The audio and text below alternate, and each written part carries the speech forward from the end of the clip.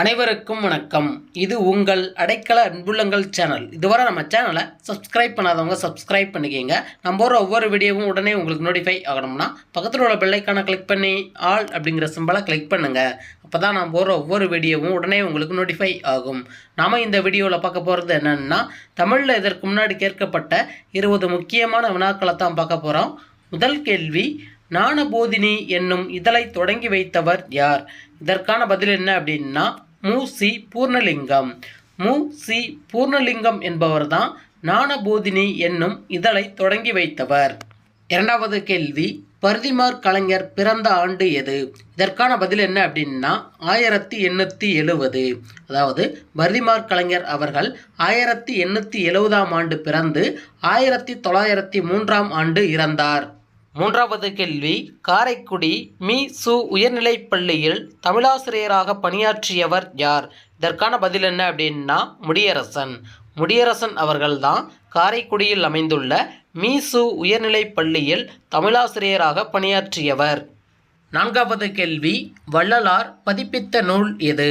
இதற்கான பதில் என்ன அப்படின்னா சின்மய தீபிகை.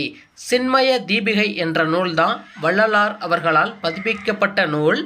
ஜீவகாருண்ய ஒழுக்கம், மனுமுறை கண்ட வாசகம் இதெல்லாம் வள்ளலார் அவர்களுடைய உரைநடை நூல்கள். ஐந்தாவது கேள்வி, கவிஞர் சிற்பியின் சாகித்ய அகாதமி பரிசு பெற்ற நூல் எது? இதற்கான பதில் என்ன அப்படின்னா ஒரு கிராமத்து நதி. அதாவது ஒரு கிராமத்து நதி என்ற நூலுக்காக சிற்பி பாலசுப்ரமணியன் அவர்கள் 2002ஆம் ஆண்டு சாகித்ய அகாதமி பரிசினை பெற்றார். ஆறாவது கேள்வி, அகழாய்வில் முதுமக்கள் தாழிகள் கண்டுபிடிக்கப்பட்ட ஊர் எது? இதற்கான பதில் என்ன அப்படின்னா ஆதிச்சநல்லூர். அதாவது தூத்துக்குடி மாவட்டத்தில் அமைந்துள்ள ஆதிச்சநல்லூர் என்ற ஊரில் தான் அகழாய்வின் போது முதுமக்கள் தாழிகள் கண்டுபிடிக்கப்பட்டன. ஏழாவது கேள்வி, பாரதிதாசனிடம் தொடக்க கல்வி பயின்றவர் யார்? இதற்கான பதில் என்ன அப்படின்னா வாணிதாசன். அதாவது தமிழகத்தினுடைய வேர்ட்ஸ்வர்த் என்று அழைக்கப்படக்கூடிய வாணிதாசன் அவர்கள் பாரதிதாசனிடம் தொடக்க கல்வி பயின்றார் என்பது குறிப்பிடத்தக்கது. எட்டாவது கேள்வி, விடிவெள்ளி என்ற புனைப்பெயரை கொண்ட கவிஞர் யார்? இதற்கான பதில் என்ன அப்படின்னா ஈரோடு தமிழன்பன். ஈரோடு தமிழன்பன் அவர்கள்தான் விடிவெள்ளி என்ற புனைப்பெயரை கொண்டவர். ஒன்பதாவது கேள்வி, தமிழக அரசின் தமிழ் வளர்ச்சித்துறை பரிசு பெற்ற சுரதாவின் நூல் எது? இதற்கான பதில் என்ன அப்படின்னா தேன்மலை. அதாவது சுரதா அவர்களுடைய தேன்மலை என்ற நூல்தான் தமிழக அரசினுடைய தமிழ் வளர்ச்சித்துறை பரிசினை பெற்ற நூல்.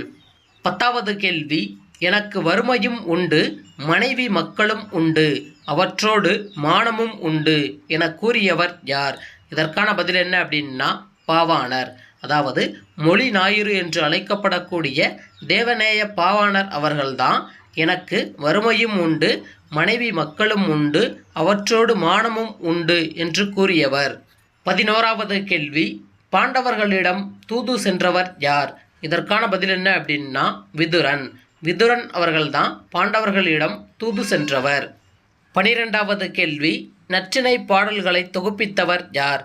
இதற்கான பதில் என்ன அப்படின்னா பன்னாடு தந்த மாறன் வழுதி.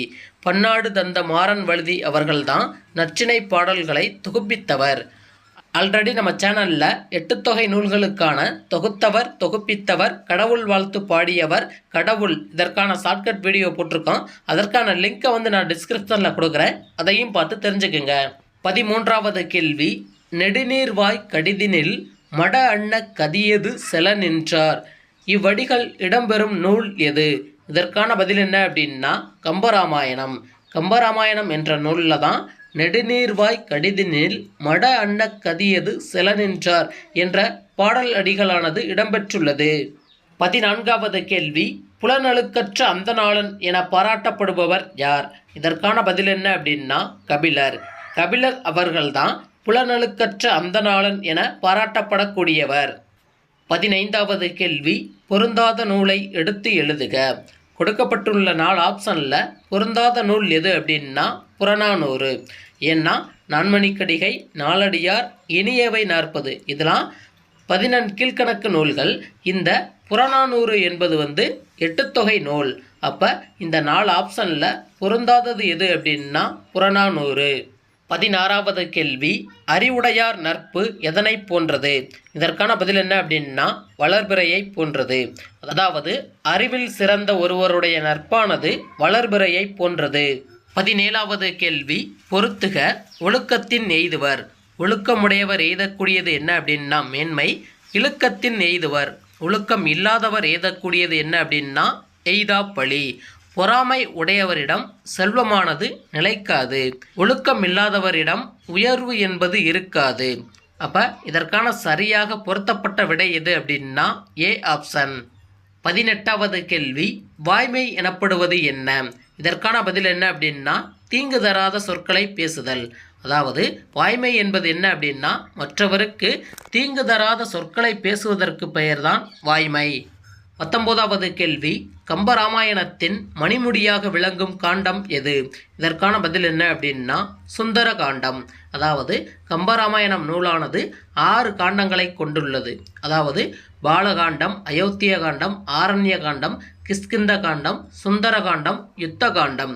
இந்த 6 காண்டங்களில் கம்பராமாயணத்தினுடைய மணிமுடியாக விளங்கக்கூடிய காண்டம் எது அப்படின்னா அது சுந்தர காண்டம்.